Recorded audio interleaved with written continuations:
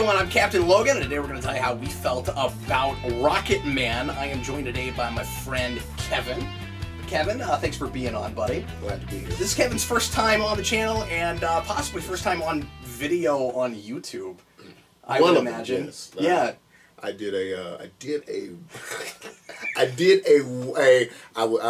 working on a project of my own where I was trying to create a movie, sort of a something or other. Long story, but anyway, I do have a video on YouTube. Oh, cool. Yeah, anyway, years back. Go ahead. So Kevin's going to try his hand at reviewing with me today. I brought Kevin on because he is a musician. Kevin's a drummer, and I don't know what else you play. Just keys and drums. Those are the two. So keys meaning like piano, keyboard, organ, those types of situations, and drums, and that's it. But we've been talking about having you on the channel forever, and I thought that this would be a really good opportunity. So we're going to chat a little bit about the Elton John biopic, what I want to call the inevitable Elton John biopic. I grew up wondering where this was. When Ray came out, I was like, where's the Elton John biopic? Right. And now it is finally here. And I also thought that about Queen. I was like, where's the Queen biopic? Right. 2 years in a row, we get the Queen one, we get the Elton John one. We're finally knocking down the big ones that it's surprising there's not been a big screen biopic of. Right. And of course, I was not in love with the Queen one, and was hoping this would be a better film, and was just knocked out by the trailers. It looked like it could be absolutely fantastic, and now we've seen it, and we're going to chat a little bit about it. So this film is not a catch-all front-to-back entire life story. It is a character piece. It is a character study. It covers as much time as it needs to in order to tell the story that it's telling, and it's all about Elton John finding himself. I think about this as like a several decades long coming-of-age story. This is a guy who does not find himself until he is well into his career and middle-aged. Right. And so it gets to the point where that happens, and then it's done. And that's the film. It's not about the writing of the songs as much as it's about the mental state that the man's in when he's putting the songs together, and it's surprise. This is the most surprising thing to me. It's a musical. Yeah, it's a straight up musical. I thought the same thing. And uses the songs to get you into the headspace of the man and get you in his POV, which I've never exactly seen before in a musical biopic like that, or about a man who makes music. Right. So Kevin, how did you feel about Rocketman? Well, my views are going to kind of be skewed because I'm not one who is a wide viewer of multiple movies. I might, Kevin because of my schedule. Films. He's seen 3 films in his entire life. That's how many films he's seen. I think I went to the movies and saw maybe 3 films last year total, if that. And I just don't. I'm not able to. I really want to take the time to do more and go and see, but it seems like life usually gets me to the point where I am go to work, come home, go to rehearsal, come home, sleep for 3 hours, get up, do it all over again, and you get into this vicious cycle that sometimes you literally have to try and make time to try and go and see. So because being a movie buff is not a prerequisite for this, and I have never claimed to be a movie buff. Like, it's not. You're a music guy, and you know music, some music history, and you've got opinions, and I want to know what they are. I'm painting this from the standpoint of, when you have being an owner of a dog, and the dogs, when they're in the house, when they get the opportunity to go out into either to like a dog park or whatever, and they're just ripping and running around crazy. It's like, oh my God, we're in a dog park. I can smell this, and I can see, and they just go out of their mind because they're there and they don't normally get to go there. This is my dog park situation. I don't get to go to movies that much, so when I get to go to dog park, you guys, this is my dog park situation. I even have. It's funny. I am not only am a musician, but I'm also a person who loves glasses. Like, I actually have these glasses that I wore today while I was at work. Well, I went to a earlier service today, whatever, and I wore these as my glasses. But I, just like Elton John, I enjoy glasses, and so I have literally 3 to 4 drawers full of nothing but glasses, and there are no prescriptions in any of them. I had 20/20 vision. I've been wearing glasses ever since junior high, and have never needed to wear them. It was the last thing on earth I thought you would comment on as we were watching the film. You kept looking over at me going, I would wear those. I would. There was some of them. I'd go see the movie. There are some of the glasses that I would wear. That, I mean, they're not the really extravagant ones that have the headpiece that goes along with it. I want to see that on you. I wouldn't be 100% opposed to wearing those. But there are some that are like the aviator frame type ones. What about the shoes with the wings? Would you wear those? I don't know that I would wear the ones. You know what? I probably would. I'm not gonna lie. I probably would. I do. I have some kind of platform-ish types. You have one pair. Wife doesn't like them, but I do have a pair of those. But you're so stylish. I'm jealous of your wardrobe and your style. You shouldn't be. You shouldn't be. This is a minor spoiler. You know the ones I wanted, the octagonal ones, man. Oh yeah, the ones that are shaped like an octagon. Yeah. I like the which might have been the most subtle ones in the film, but I love the shape of them. I have some of when the first scene where he comes in and he's dressed the way that he is, and he has on those glasses. The ones I have some that are almost similar to those, but his are decorated in a fashion that I probably couldn't get away with wearing. But I have some that are kind of the same tint. But being a person who loves glasses and being a person who enjoys music, I went into seeing this movie. I thought when we first were going to go, I was like, I need to spend some time to familiarize myself with his catalog. I know Elton John. I know of his major hits and things of that nature. I was like, I need to go ahead. I need to spend some time to go back and view his catalog and listen to it and really get acquainted. But then I decided, I was like, you know what? I'm going to go into this blind. I'm just going to recognize the songs that I recognize and then allow the movie to be itself. Like a man who needs glasses, not wearing glasses. Exactly. And, speaking from that, like I said, don't get out much. So when I was in the movie theater, I was very alert and watching it and really just absorbing it in. And I felt the same way as you. It seemed to me like a musical, more so than being like a biopic, more than that. I did recognize quite a few songs. There's a real Broadway flavor to it. Yeah, I did recognize that, and of course, the liberties with some of the things that they did as far as interacting with the main characters interacting in song and things of that nature. That was cool as well. There are some things I feel like may have been grasping for straws on some things of that, but of course not really getting into any spoilers or whatever as far as that's concerned. But I did enjoy some different. Of course, just seeing the outfits of the things it is that he wore and getting to see how they all just came and, like you said, viewed. You get into his headspace and see what made him do this, or kind of the background on some of the things that happened within the movie. So it had its good points. It did have its good points. Kind of other than that, I mean. There are some issues of things, but not to go into any spoilers. It kind of be hard to kind of really nitpick and say. What was your worst thing? I don't know.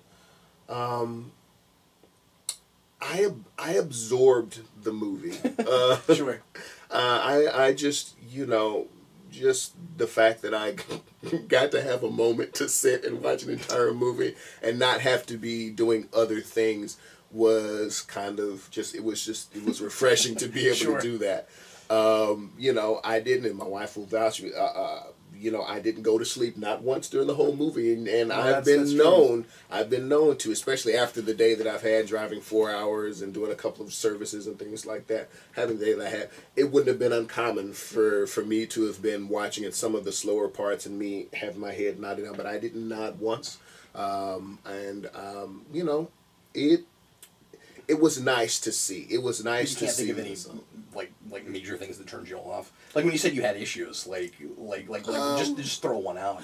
Well, I mean, just like you know, when you go to a concert, you expect to hear certain songs within the concert. I'll give you an example. Stevie Wonder. We went to a Stevie Wonder concert where he performed all of the songs within this particular album. He did that, but in a Stevie Wonder, a better concert than that. We saw Anita Baker last year when she came to here, and so there are certain songs that you know Anita Baker for, and so you expect to hear those songs within her set list of whatever, and if you don't hear like a certain particular song, whatever, you feel kind of slighted, and so but you know, she came and she did an encore and she performed that song within that encore, so you know, it gave everybody the satisfaction of, okay, this was the song that we were waiting for.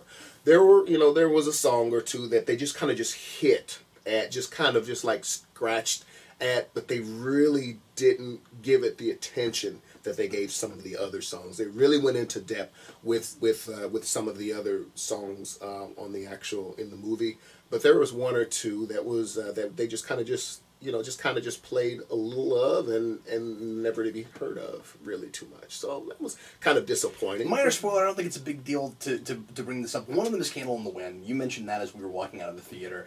That it was a little bit odd that song's not just like straight front and center. Right. But what's being done with this film is so different than your average biopic. That's true. I don't know how you'd work it into a musical, and it would be real intrusive if suddenly you tried to do that. If suddenly you just did the funeral for Marilyn Monroe in the middle of this film. Right.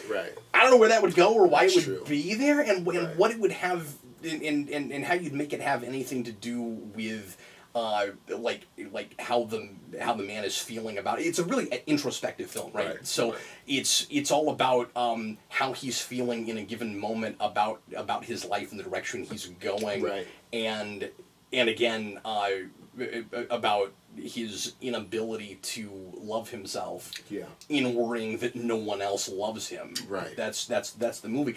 So yeah, I mean, walking in, I might have expected that, but when I realized what the film was doing, it honestly won me over completely on the song selections, and also I kind of felt like we got a little more as far as music goes because it became a musical than you usually do in a biopic about a musician, because usually what you get is either the Queen movie did this a lot, where you'd have the original song played under scenes a lot, right?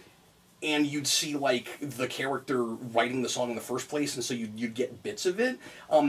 This is like a guy playing Elton John covering Elton John, and sometimes even in kind of different styles, which I found refreshing, partly because you got the entire song. Right.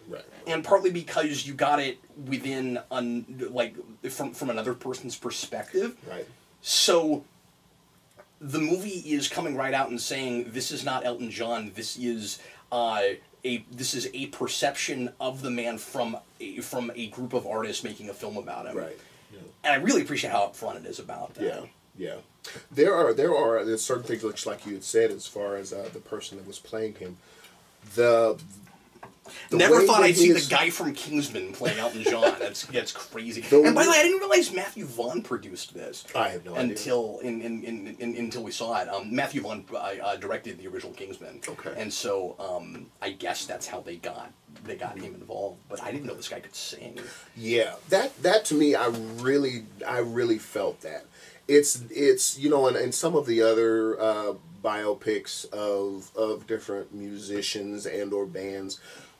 You do, just like you say, you get the original songs, or you'll have the person who's supposed to be that person. For example, Angela Bassett doing Tina Turner. When they did those songs of whatever, it was, you know, it was Tina Turner. It was like some of the original stuff it was that she had did, but Angela Bassett really characterized Tina's voice in that. This particular one, I did like the fact that it wasn't Elton John's voice per se. It was other people. Not even doing an Elton John. Exactly. Really. Now he did have some inflections as far as where he would put certain emphasis on certain words of whatever, but it was definitely someone else that was singing his material and did, as far as I was concerned, a very good representation of his material. Yeah, it felt to me like somebody doing certainly not a caricature, because it's a lot better than that, but just the performance, but also the movie on the whole. It's a really good like artistic painting of a guy before it's let's try to recreate the actual history. Right. And I have so much respect for that approach, and I also thought it was more entertaining because of that. I believe so. I mean, as I said earlier, the fact that it was a couple of hours and I stayed awake for 2 hours straight without falling asleep, really lets you know that it has some substance. That it kept my, the fact that and maybe it was the music aspect of it, but I mean overall there weren't a whole lot of lulls in it as far as, well, if there were lulls, I would probably, a real cohesive piece. I would probably have zoned out. I would have been like, they're going to talk about this, and okay, well, I need to know this part, and the next thing you know, I'm over there, and you're like, okay, well, this movie's over. How are you going to review something that you slept halfway through? It didn't happen. What you're describing is what good writing is, which is every detail reveals something, and every scene is there with a purpose, and we're constantly driving story forward. Yeah, absolutely. How would you flip your sign? I would say, I'm feeling it. Simply, there are one thing, and I can only assume that this is a representation of him, that whether or not he's portrayed in this, not so much that's not really a spoiler either, but kind of sort of, that he was portrayed in his younger days of somebody who had perfect pitch, and forgive me for not knowing about him as much as I should. That's what I've always heard. But for somebody to have perfect pitch and be able to come right behind you and play exactly what you played is a phenomenon. I have good relative pitch. I've always read that he could do that. I have good relative pitch, but I'm I sure have that wasn't really embellished on. Too much. And I did enjoy the scene where he was auditioning for the scholarship, and I'm not going to give that away, but I did like the scene where he did that. Yeah. So I mean, that right there is that definitely set well with me as a musician, because to be able to do that and just sit behind and just do that without any thought, to me, is amazing to be able to do. Now I can sit and I can play a song with somebody had say we're going to sing this congregational such, we're going to sing blah blah blah, and I can kind of feel my way through it. But to be able to do it and play it verbatim, whatever it is, nothing but respect for it. Jeff can do that. Oh, and it just drives me insane. Yeah. There's another guy that I play with. Matter of fact, I'll be playing with him tomorrow. He's a piano player as well, and same thing, perfect pitch, and can just whatever. Oh, and you're in such key, and just doing. I've got good relative pitch, so some of the songs where he was playing, I was like, oh, he's in this key, and then I would look on there, and he would actually be playing the note of that key. So that makes me almost as jealous as I am of your fashion sense. So, Kevin, I overall adored this movie. I thought it was just fantastic. I'm gonna say best thing is, and because this is a risk, and the reason I liked it so much is because it was bold, and for me it worked. Surrealism. Yeah. It goes to bizarre places in how it chooses to render certain ideas, to put certain ideas on screen, and it ends up being really appropriate because it's from the perspective of a guy who takes every drug known to man at some point in his life, and there's a lot of hallucinogenics in things, and it manages to put that on screen in really interesting, entertaining ways with some kind of fascinating symbolism in places. Sometimes sort of on the nose symbolism also. There's a place where the music literally lifts people off the ground, but I loved it. And I'm going to pull this picture up. It's funny that I went to go see this movie and not knowing anything about it or whatever, and it just so happened that my Facebook profile picture, if you do not even so much an advertisement of whatever, but facebook.com/theoriginalkevin. If you look at my, not my profile picture, but it's my cover photo. My cover photo is a picture that I took of myself, looked like I'm lifted off of the ground in this actual picture. And when you see the movie, you'll see what I'm talking about. You can go check it out. But I actually took this picture and I had it as a cover art photo for a couple of weeks now. And it's been that way even before the movie came out, and I saw it, and the first thing I'm like, "That's my, I did the same thing." So weird. The surreal moments of things like that I really grasped that. I really enjoyed that. What was impressive about it to me is that it's not gratuitous and doesn't make fun of the man. Right. But it presents it in. Like it's just thoughtful about it, right? It presents it in an entertaining way without making fun of the guy. Right. But in doing that, it also makes it so much less depressing than it could have been. That's true. This movie could have been like real ristlety, just all the way through. Yeah. And it's not, and it runs, gamut of emotions, and, you laugh, you cry, you spill milk on your good pants. It's that kind of movie. Right. And, I was just really impressed that it won me over on that, because the first number where I realized, we're in a musical, just a straight up everyone's gonna break out into song kind of musical, I was like, I don't know about this. I don't know if this is a good idea. Yeah. And again, it's a cool way to get us in the protagonist's head, but it's also really creative in how it uses the songs and the lyrics because it's not obviously like a regular musical where we're singing about anything that's actually happening. Right. It all ends up being metaphorical and symbolic in some way. Right.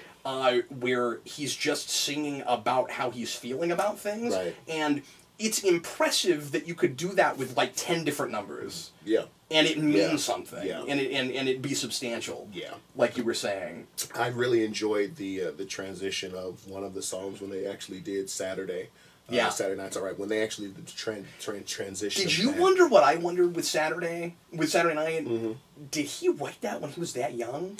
I don't know. I want to know that. I gotta go look that up. I don't know, but that was within the context amazing. of the movie, those details don't matter to me. Right. It works as a really great cohesive piece, and it also, if it's loosely based on things, as a piece it works. So I don't necessarily care. Right. You know what I mean? Yeah, I agree. That's just not a big deal to me. So, sometimes people go, I always have to bring this up in biopics. Sometimes people go in movies like this and they don't get everything 100% right. Right. It's a deal breaker. Right. But part of it is that surreal quality telegraphs that the movie is more interested in painting an emotional picture of the guy. Right. Than it is giving you a history lesson. Right. It's not a history lesson. Right. Yeah, there was I'm sure there were points in the movie where they embellished on some things or made it interesting as far as the movie was concerned. But I like that they did it. So I say that, of course, not getting out of the movies as much. I'm viewing it from that standpoint. It was very entertaining to me. It was, whether this was a 100% fact or that it happened this way or it didn't really so much matter, because at least as you're watching it. Yeah, because it came together. You seemed as wrapped up in it as I was. I really enjoyed it.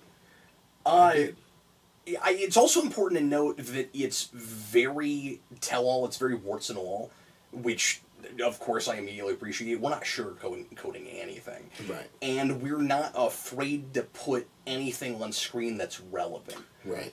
So, we're not scared of the fact that we have a real intimate homosexual relationship. We're not afraid of that. Right, we just deliver it. Right, exactly. We're not afraid of all the drug culture stuff. And again, I don't feel like it's reveling in the drug stuff. Right, right. I don't feel like it's reveling in the sex, but in the moment, the man is. Right, right. And so we experience all of that with it, right. the good and the bad. Right. And I just think it's a really good story. Like, and spoke to me on a personal level, particularly the try not to spoil stuff, but particularly the thing with him finally basically learning to embrace his younger self. Right, right. That got me in a place. There's this in the trailers were sold a little bit on this line. There's this it's kind of like the money shot line. There's this really or I should say like the big thematic through. There's this line that comes up about halfway through where he's told by a record producer or somebody, I can't remember who it is, that he's gonna have to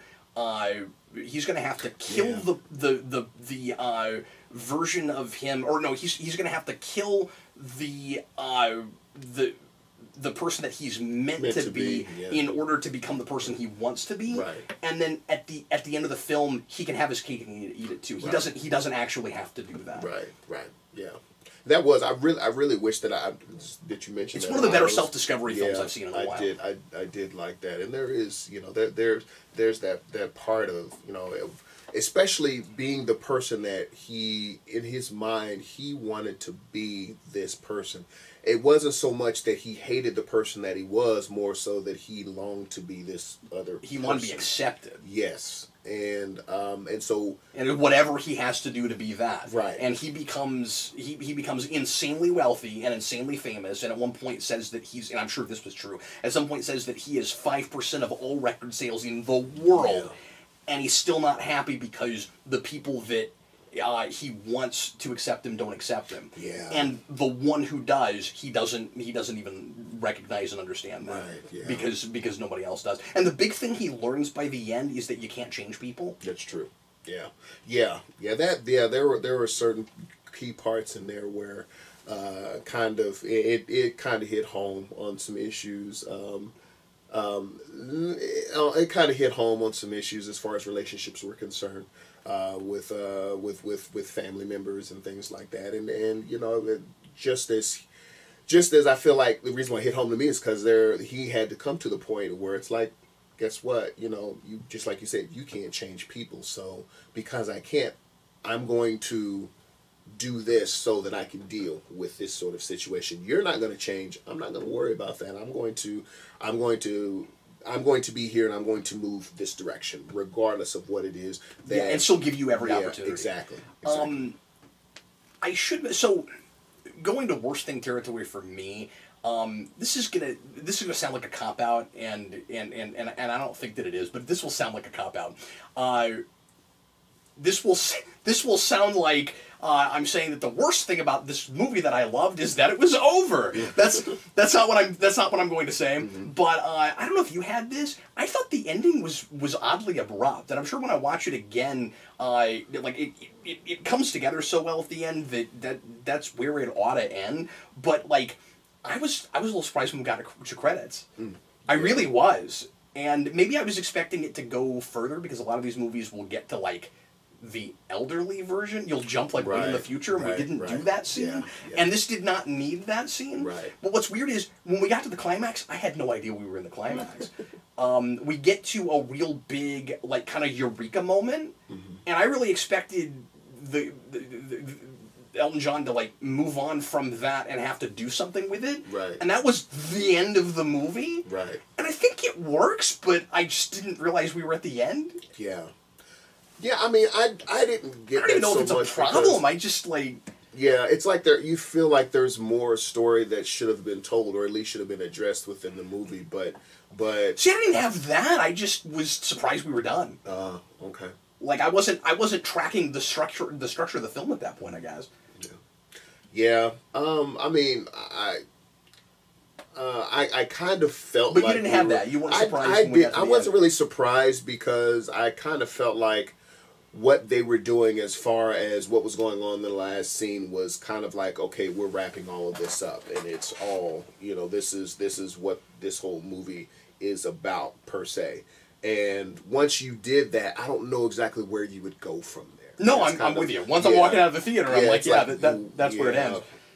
So I mean, it's like where do you go? Do you go about then you start to go into these other little side stories of whatever, and who knows? But I mean, for I didn't really get that because I guess I kind of felt like that was going to be the crux of it.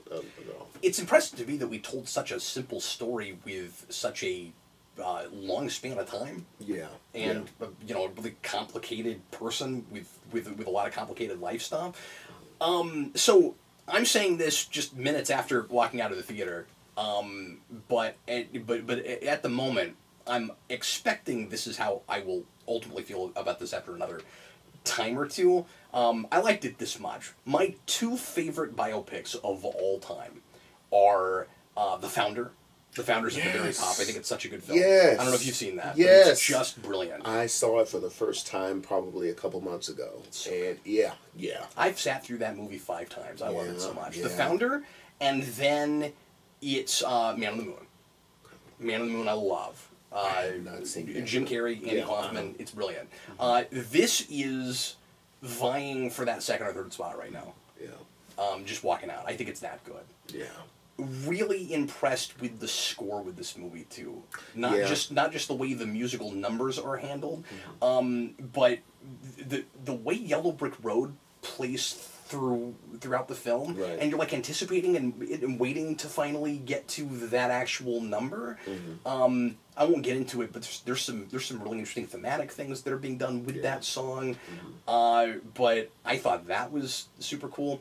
And the last thing I'll mention is the movie brought me to tears a little bit with your song. Yeah. That scene got me hard. That is my wife in my song. That's our song. Right. And you see him sit at the piano and write it. Yeah. And they go through the whole thing. Yeah. And it's awesome. Yeah. That was that. I do have to believe that was.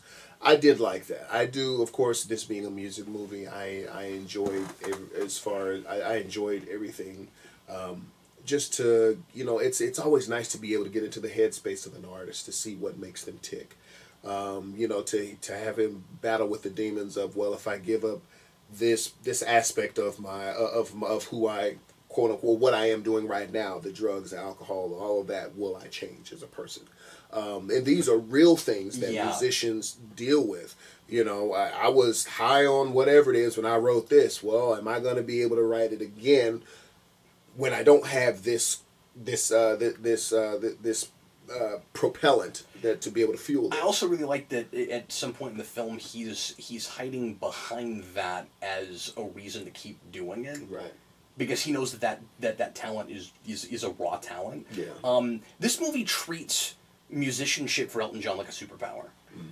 Where it's a thing he's born with, it's effortless, it's easy for him. And his parents seem kind of jealous of him. Yeah. And part of their hatred for him seems to come from the fact that everything seems to come to him too easy. Yeah. And it's sort of like, hating Wolverine for being able to heal. Right. It's just a thing he can do. Right. I didn't realize that so much of his stuff was written with his friend. Right. That he wasn't a lyricist. Right. And he would, and I'm sure all that's probably true, but but like that he would basically take a poem and write music to it, and like that came to him easy, but writing the actual lyrics. Yeah, that was the thing I didn't know. Yeah, I didn't know that either, and that has to be true because that for them to have spent a good portion of the movie surrounded by that. That just couldn't be. That's not something that is embellishment. That has to be something that's true. So, yeah, I kind of the same way. It's easy to write music. Sometimes lyrics are kind of the thing it is that's kind of difficult for me even. And I'm totally the other way. Yeah, it's matter of fact, my wife when we got together, one of the things that she did before when we started dating, we met for the third time, and she was like, "Do you write music?" And I said, "Of course." I said, "Yes." She's like, "Do you have any original music?" And I said, "Yes." She says, "Well, I write lyrics." And so she came in on that angle. Of course, I know that it was more or less that was the angle that she was going for, but that wasn't the whole game. She was running game on me. She just didn't want me to know that. But that was the way that she came. And I mean, I've always been a person that would write music or whatever. I've had people that have given me songs, and I've written music around their lyrics. And so that part to me is easy. It's just like playing drums. It's easy to just play drums, but to be able to craft, something around of what it's a whole nother when it comes to like lyric writing and stuff. I commend, there are some people who I know that write fantastic lyrics, and I'm not one of those guys. Real quick, were there any numbers in this, any songs in this that you weren't familiar with? There was, I think, one that I didn't know. There was a couple. I'm like, well, I don't know whether or not he did this, but for them to spend this much time on it, it must have been his song. Yeah, I had that too. I've had a couple of those. Now, of course, there was one toward the end that I didn't recognize until halfway through because it was done in such a different style. Yeah. I feel the same way. I mean, I've of course known Elton John, but for me to say that I am a humongous fan of his, I would be doing a disservice by saying that. Now, I recognize his talent, I recognize his ability, and I recognize the major pop songs it is that, of course, that you hear on the radio and whatnot. But some of the deeper cuts, which I'll say deeper cuts because it's something that's played on the liver. If you don't know it, it's deeper cut. Well, for you, for Elton John, for Elton John, if it's not something I've heard on the radio, then it's probably a deeper cut for me. Yeah. There are some where I will go and I will just spin through. Now, of course, because of this movie, I will go back and just like with probably everybody else will go back and listen to his catalog of his body of work, and it's like, oh, I've never heard this song. This is beautiful. There were some things that he played that was in the movie that was just beautiful songs. I'm like, I've never heard this. Yeah. And so that makes me want to go and familiarize myself with his catalog. So I'm definitely. Yeah, I'm not a giant Elton John fan either, but there are a couple songs that are like a couple of my favorite songs. Right. Yeah. I'll recommend Made in England. That's a really interesting album that I think he did in like the early '90s. Okay. It's not his best. It's not anything like his best record, but it's an interesting album. Yeah. Yeah, I would definitely do. Of course, ending up in his later catalogs of things. Of course, when he gets into the '70s and stuff, where he's starting to do the more disco type stuff. That's probably gonna be, I'll get to that, but I want to get to his earlier works of things before we get to that, where before we get into that type of stuff. Of course, Don't Go Breaking My Heart, Kiki Dare, and he that did that duet, that was, that's just something that everybody knows. But the stuff that he did before that, I'd like to just really familiarize myself with. And I kind of feel like I'm doing a disservice as a musician by not knowing that. I like to do that. Last year, I made it a point to try and listen to one CD or project per day. And I got through. I overshot my goal dramatically because working all the hours that I work. Last year I did like 500 and something projects, different projects, awesome. And some of which of the projects, and I say project, it's probably like 4 or 5 songs or more. I'm gonna do like an EP of like 2 songs or 3 songs, album, but it will be like at least 4 or 5 songs would count as a project. Did you do lots of different genres, or was it all across the board? I even did one of the years, one of the times I did it. I did the I did a soundtrack for, and I do like video game soundtracks. Like Metal Gear Solid was one of them, and another was the. I didn't know you were a video game guy. Well, I am, but I'm not a huge one. But I enjoy the orchestration that they put into those video games. A lot of video game music has become so influential. How do you not go look at it? Final Fantasy was another, and each one of those, like that one, Metal Gear Solid and Final Fantasy, all of those, it's like a 4 or 5 disc project that had like over 100 and something songs in it, but it's still only counted as one project, and I listened through that. Yeah. But then you know, so it kind of evened out if I'm listening to like a 4 or 5 song, whatever. But I did that, and so spending all that time like I did, I kind of feel like I've done a disservice by not spending at least some time in Elton John's catalog, and I need to do that. We're totally off the review now, but I gotta ask you the question I always ask music people when I have people on. Are you at all familiar with They Might Be Giants?